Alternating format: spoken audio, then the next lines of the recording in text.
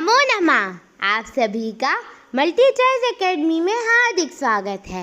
आज हम एनसीईआरटी कक्षा 7वीं की संस्कृत पाठ्य पुस्तक से अध्याय 13 अमृतम संस्कृतम पढ़ने जा रहे हैं। अगर आप हमारे चैनल पे नए हैं तो हमारे चैनल को सब्सक्राइब करना ना भूलें और अगर आपको यह वीडियो अच्छा लगे तो लाइक अवश्य करें। त्रयोदश पाठ अमृतम संस्कृतम। 13वां पाठ संस्कृत अमृत है या संस्कृत का अमृत।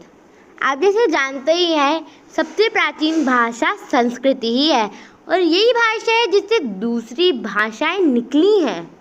तो चलिए हम अपनी इस प्राचीन भाषा के बारे में थोड़ा अच्छे से समझते हैं और जानते हैं, उसकी विशेषताओं के बारे में भी जानते हैं। तो चलिए इस पाठ को शुरू करते हैं। विश्वस्य उपलब्धासु भाषासु संस्कृत भाषा प्राचीनतमा भाषा अस्ति। विश्व की उपलब्ध भाषाओं में संस्कृत भाषा सबसे पुरानी है। भाषायां अनेकासां भाषाणां जननी मता। यह भाषा कई अन्य भाषाओं की माता मानी गई है।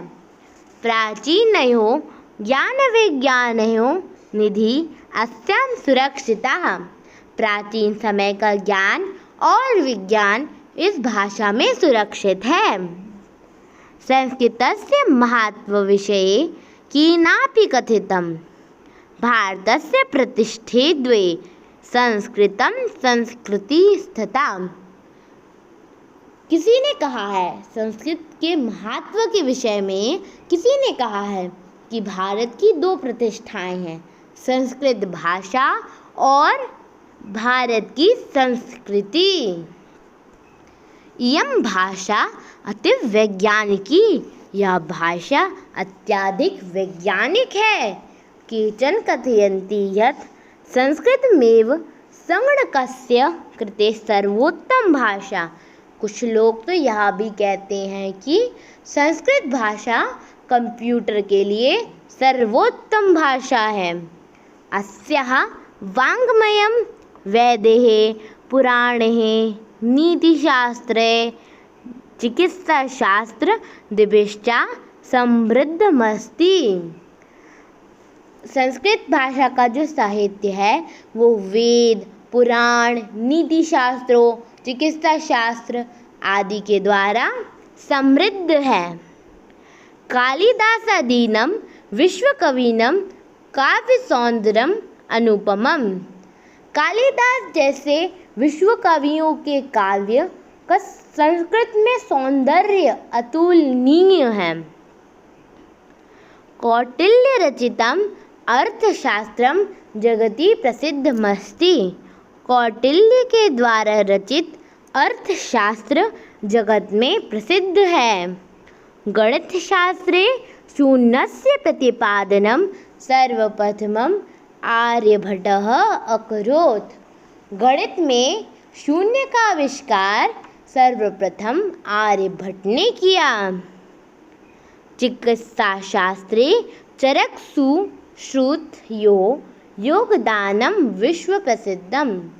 चिकित्सा में महर्षि चरक एवं सुश्रुत का योगदान विश्व प्रसिद्ध है। संस्कृत यानि अन्यानि शास्त्राणि विद्यन्ते तेषु वास्तुशास्त्रम, रसायनशास्त्रम, खगोल विज्ञानम, ज्योतिषशास्त्रम, विमानशास्त्रम इत्यादीनि उल्लेखनीयानि। इसका अर्थ क्या है? इसका अर्थ ये है, संस्कृत भाषा में जो अन्य शास्त्र विद्यमान हैं उनमें वास्तुशास्त्र, रसायन शास्त्र, अंतरिक्ष विज्ञान, ज्योतिष शास्त्र, विमान शास्त्र इत्यादि का उल्लेख है। संस्कृते विद्यमानः सुक्तयाय अभ्युदयाय प्रेरयन्ति। यथा सत्यमेव जयते वासुदेव कुटुम्बकं विद्यायाम् अमृतम् अश्नुते योगा कर्मासु कौशलम इत्यादयः।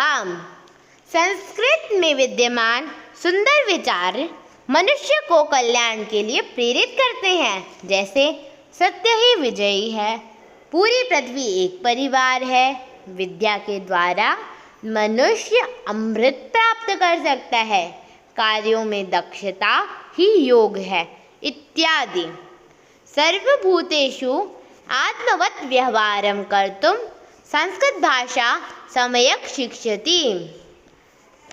सभी प्राणियों को एक समान मानकर व्यवहार करने के लिए संस्कृत भाषा हमें अच्छी प्रकार से शिक्षित करती है। केचन कथयन्ति यत् संस्कृत भाषायां केवलं धार्मिकं साहित्यं वर्तते। एषा धारणा समीचीना नास्ति। कुछ लोग कहते हैं कि संस्कृत भाषा में केवल धार्मिक साहित्य ही मौजूद है, परंतु यह विचार उचित नहीं है। संस्कृत ग्रंथेषु मानव जीवनाय विविधा विषयाय समाविष्टा सन्ति। संस्कृत के ग्रंथों में मानव जीवन के विविध विषय सम्मिलित है, जैसे कि महापुरुषाणां मतिः, उत्तम जनानां धृतिः, सामान्य जनानां जीवन पद्धति च वर्णिता। जैसे कि महापुरुषों की बुद्धि, उत्तम लोगों का धैर्य, सामान्य लोगों की जीवन शैली भी वर्णित है। अतः अस्माभिः संस्कृतम् अवश्यमेव पठनीयं, तेन मनुष्यस्य समाजस्य च परिष्कारः भवेत्। इसलिए हमें संस्कृत अवश्य पढ़नी चाहिए, इससे मनुष्य और समाज में सुधार हो सकेगा। उक्तं चाम अमृतं संस्कृतं मित्र सरसं सरलं वचः, भाषासु महानीयं यद् ज्ञान विज्ञान पोषकम्। अर्थात मित्र, संस्कृत अमृत है, रसयुक्त तथा सरल वाणी है, भाषाओं में आदरणीय है और ज्ञान एवं विज्ञान की समर्थक है। धन्यवाद।